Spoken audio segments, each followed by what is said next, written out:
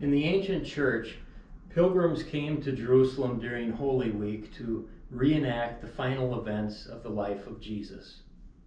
The Way of the Cross, what we'll be experiencing tonight, is a 14-step devotion retracing the last day of Jesus. Each stop along the way recalls and meditates on a specific event from those final hours, beginning in Gethsemane and ending at Golgotha. As you make your journey tonight, take your time.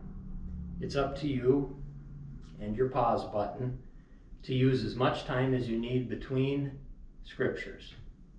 Allow this time and this space to be a holy time, a time of intimate communion between just you and your Lord. May his name be praised. May you draw near to him tonight.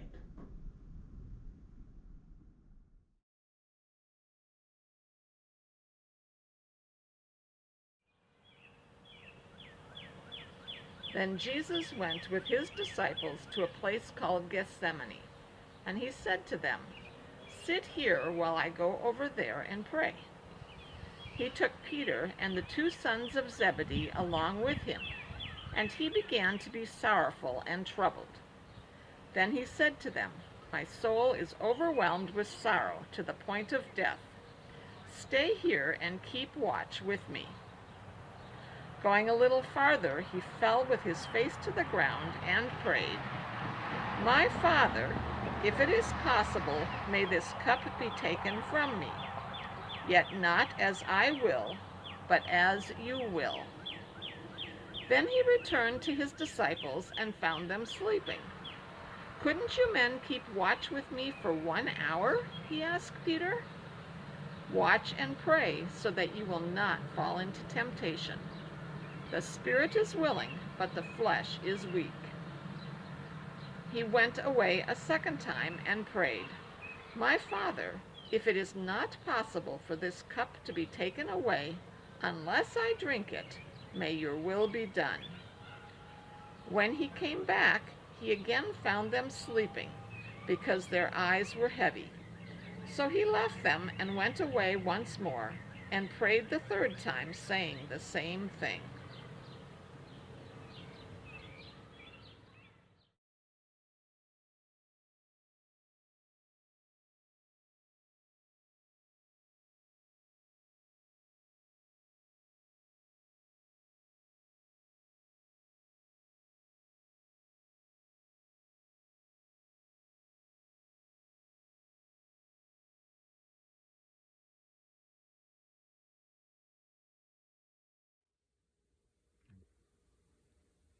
Just as he was speaking, Judas, one of 12, appeared. With him was a crowd armed with swords and clubs, sent from the chief priests, the teachers of the law, and the elders. Now the betrayer had arranged a signal with them. "The one I kiss is the man. Arrest him and lead him away under guard." Going at once to Jesus, Judas said, "Rabbi," and kissed him. The men seized Jesus and arrested him.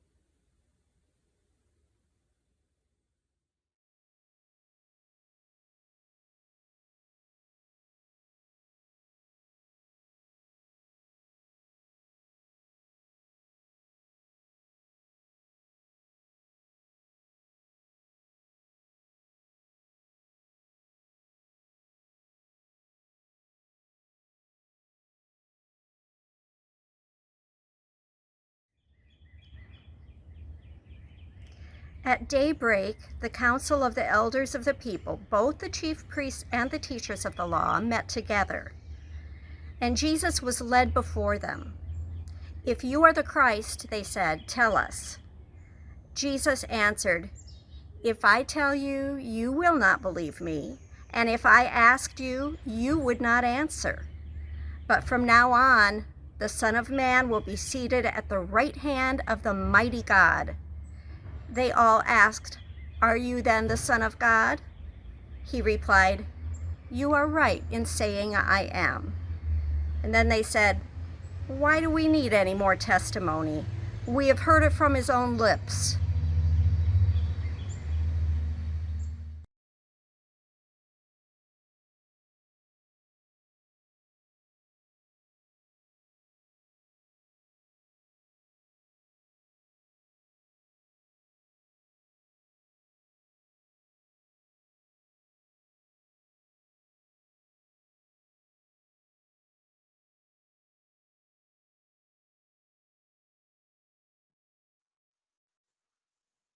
Now Peter was sitting out in the courtyard, and a servant girl came to him.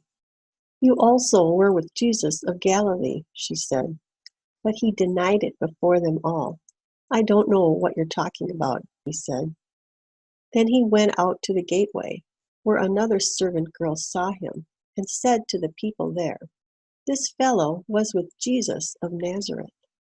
He denied it again with an oath. "I don't know the man." After a little while, those standing there went up to Peter and said, "Surely you are one of them. Your accent gives you away." Then he began to call down curses, and he swore to them, "I don't know the man." Immediately, a rooster crowed. Then Peter remembered the word Jesus had spoken, "Before the rooster crows, you will disown me 3 times." And he went outside and wept bitterly.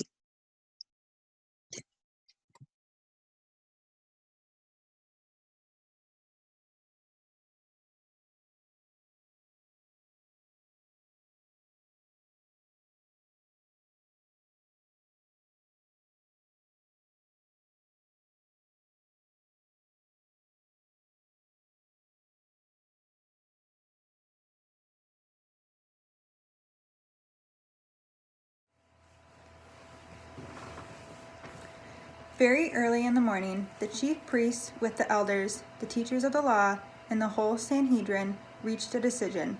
They bound Jesus, led him away, and handed him over to Pilate. "Are you the king of the Jews?" asked Pilate. "Yes, it is as you say," Jesus replied. The chief priests accused him of many things.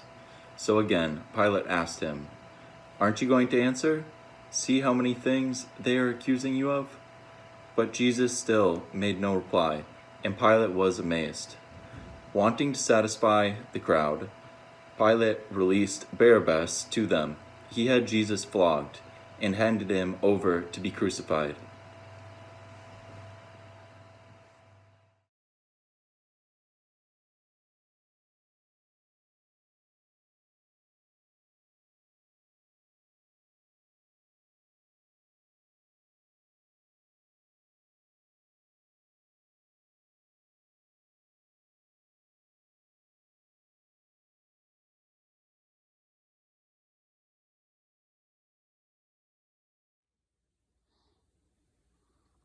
Then Pilate took Jesus and had him flogged. The soldiers twisted together a crown of thorns and put it on his head. They clothed him in a purple robe and went up to him again and again, saying, "Hail, King of the Jews!" And they slapped him in the face.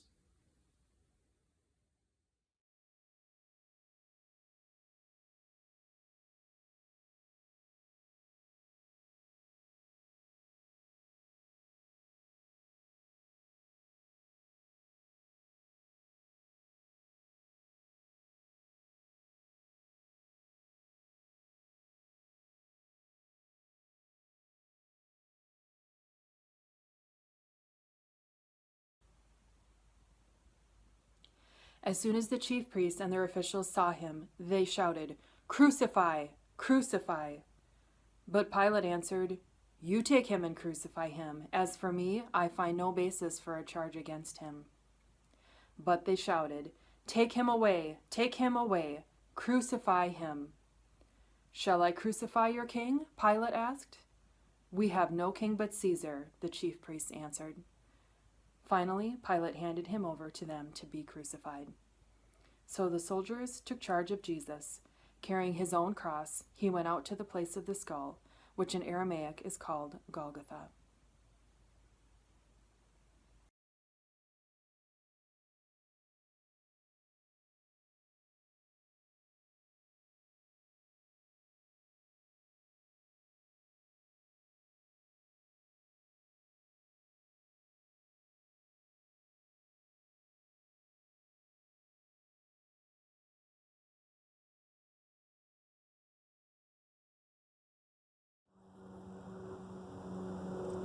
And they compelled a passer-by, Simon of Cyrene, who was coming in from the country, the father of Alexander and Rufus, to carry his cross.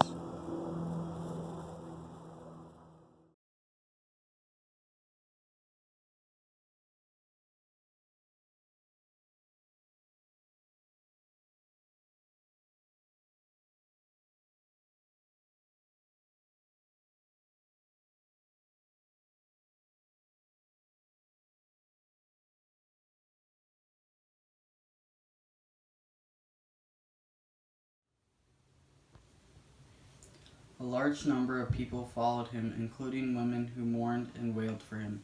Jesus turned and said to them, "Daughters of Jerusalem, do not weep for me, weep for yourselves and for your children.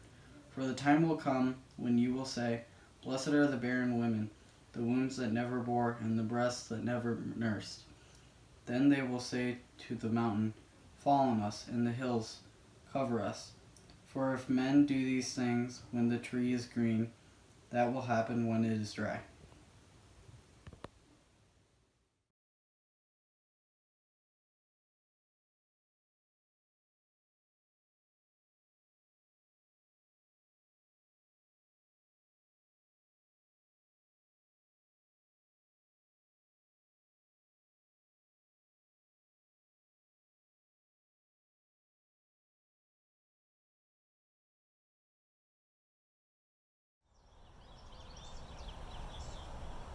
When they came to the place called the Skull, they crucified him there, along with the criminals, one on his right, the other on his left. Jesus said, "Father, forgive them, for they do not know what they are doing." And they divided up his clothes by casting lots.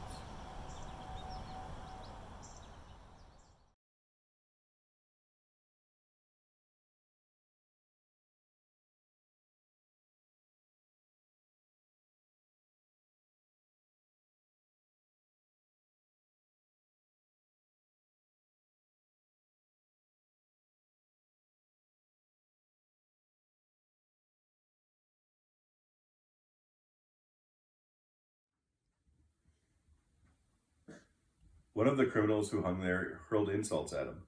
"Aren't you the Messiah? Save yourself and us." But the other criminal rebuked him. "Don't you fear God," he said, "since you are under the same sentence?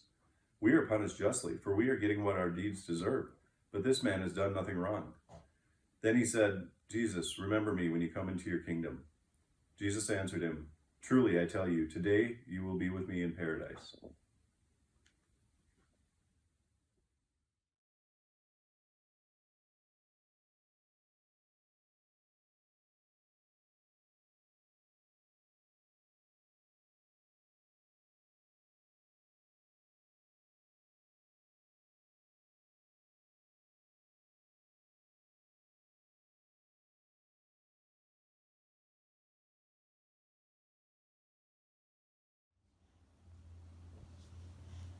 Near the cross of Jesus stood his mother's sister, Mary the wife of Cleopas, and Mary of Magdala. When Jesus saw his mother there, and the disciple whom he loved standing nearby, he said to his mother, "Dear woman, here is your son," and to the disciple, "Here is your mother." From that time on, this disciple took her into his home.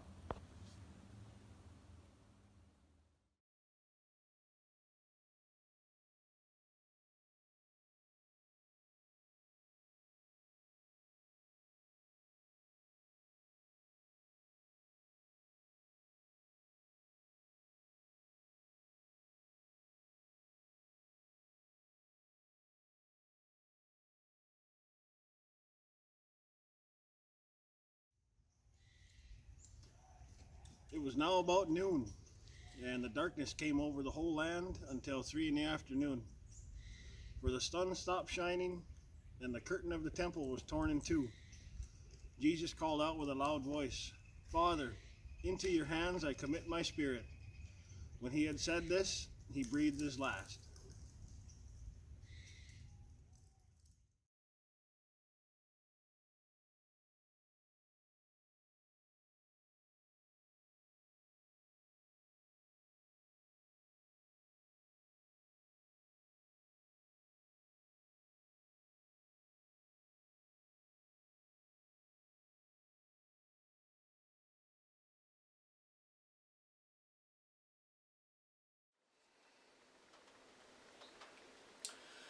As evening approached, there came a rich man from Arimathea named Joseph, who had himself become a disciple of Jesus. Going to Pilate, he asked for Jesus' body, and Pilate ordered that it be given to him. Joseph took the body, wrapped it in a clean linen cloth, and placed it in his own new tomb that he had cut out of the rock. He rolled a big stone in front of the entrance of the tomb and went away.